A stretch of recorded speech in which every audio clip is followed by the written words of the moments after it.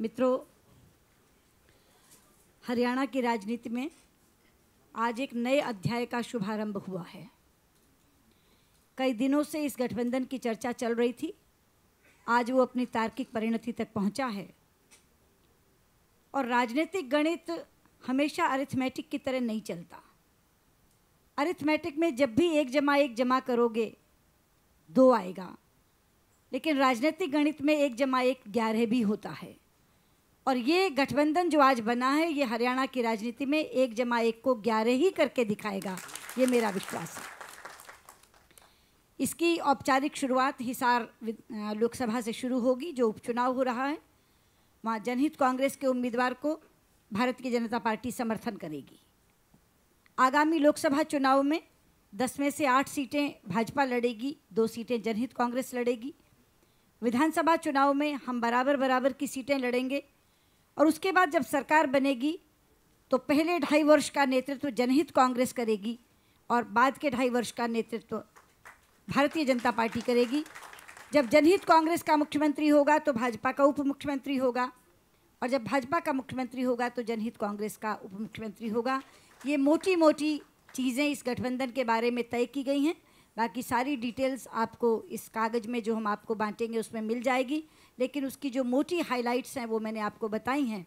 मैं भाई कुलदीप बिश्नोई को अपनी ओर से बहुत बहुत शुभकामनाएं देती हूं कि इस गठबंधन की शुरुआत जो हिसार उपचुनाव लोकसभा से हो रही है, वहीं से हम विजय का परचम फहराते हुए अगले लोकसभा और विधानसभा में भी भारतीय जनता पार्टी और जनहित कांग्रेस का ये गठबंधन विजय पताका फहराता चला जाए। मेरी बहुत बहुत शुभकामनाएं, मेरी बहुत बहुत बधाई। धन्यवाद दीदी। आप सभी को प्रेस रिलीज अलग से वितरित की जाएगी। मैं श्रीमान कुलदीप बिश्नोई जी से निवेदन करूंगा कि अपने विषय रखें।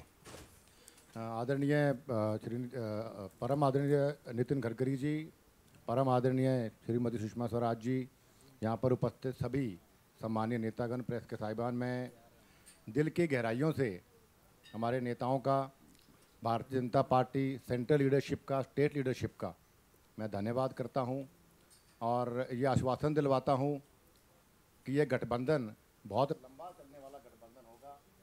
और क्योंकि भारतीय जनता पार्टी एक नेशनल पार्टी है, हम एक छोटे भाई के रूप में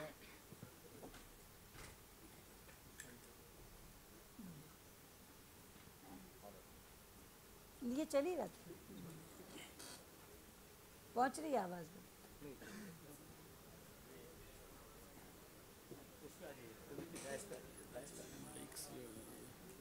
यहीं से बोल लो, कोई दिक्कत नहीं, आवाज़ पहुंच रही पीछे तक। भारतीय जनता पार्टी एक नेशनल पार्टी है और हरियाणा जनहित कांग्रेस पार्टी एक स्टेट पार्टी है। तो मैं प्रार्थना करूंगा हमारे सभी वरिष्ठ नेताओं से कि एक छोटा भाई के रूप में हमेशा हमें समझकर हमें आशीर्वाद देते रहें। और ये गठबंधन एक बहुत लंबे समय से एक नीड थी और मैं इस गठबंधन को एक नेचुरल अलायंस कहूँगा, क्योंकि जब जनता जिस गठबंधन की बहुत लंबे समय तक चर्चा करती रहे और जब वो गठबंधन होता है तो अवश्य उसको नेचुरल गठबंधन ही कहा जाता है।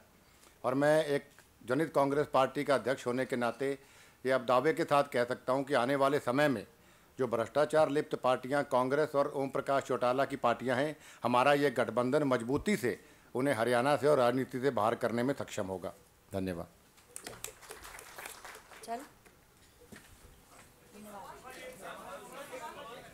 आज इसके अलावा कोई सवाल नहीं? हमारी न्यूज़ मर जाएगी क्या NIC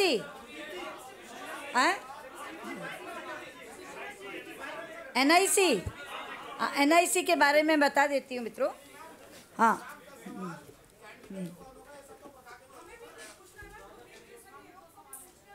कैंडिडेट जनहित कांग्रेस तय करेगी। हमने जनहित कांग्रेस को समर्थन दिया है, वो लोग तय करेंगे और जैसे तय हो जाएगा आपको बता दिया जाएगा। हमारा कैंडिडेट कल डिसाइड, कैंडिडेट की घोषणा कल की जाएगी। वो कह रहे हैं कैंडिडेट की घोषणा वो कल करेंगे। हमने जनहित कांग्रेस को समर्थन दिया है। कैंडिडेट की घोषणा, कैंडिडेट की घोषणा कल की जाएगी।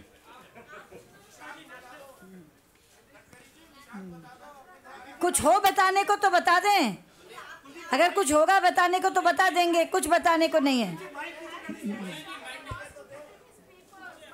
कह रहे निशंक का बता दो, मैंने कहा कुछ होगा बताने को तो बता दो। चलिए, कुछ नहीं हुई मार रहे, चलो। एनआईसी के बारे में मैं आपको बता दूं, अभी फोरनून की मीटिंग ख़त्म हुई है और उसमें हमारी ओर से 3 मुख्यमंत्री बोले और मैं और अरुण जी बोले, जिसमें हमने 2 बातें उन्हें कही। एक तो ये कि एनआईसी की मीटिंग 3 वर्ष बाद हुई है। हमारा ये कहना है कि अगर ऐसी बॉडी 3 वर्ष बाद मिलेगी तो उसका प्रभावीपन क्या रहेगा। तो हमारी ओर से एक तो ये सुझाव दिया गया कि इंस्टीट्यूशनलाइज करके एनआईसी की मीटिंग वर्ष में एक बार की जाए, ये तय करना चाहिए।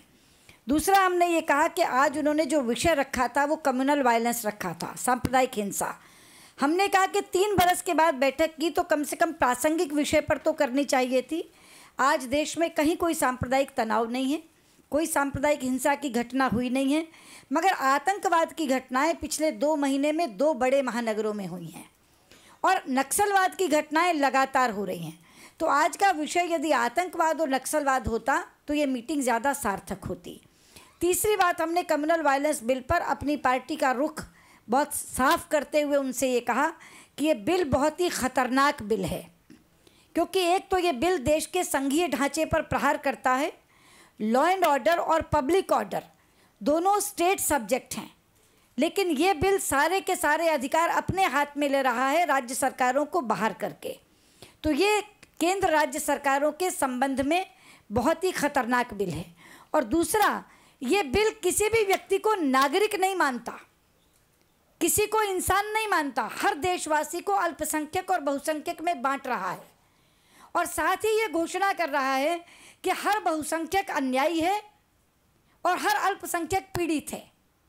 यानी बहुसंख्यक के व्यक्ति ने क्या चरित्र है उसका, क्या किया है उसने, क्या उसकी कार्यशैली है, ये ना देखकर केवल जन्म उसका बहुसंख्यक में हुआ है, इस कारण से वो अन्यायी हो जाता है।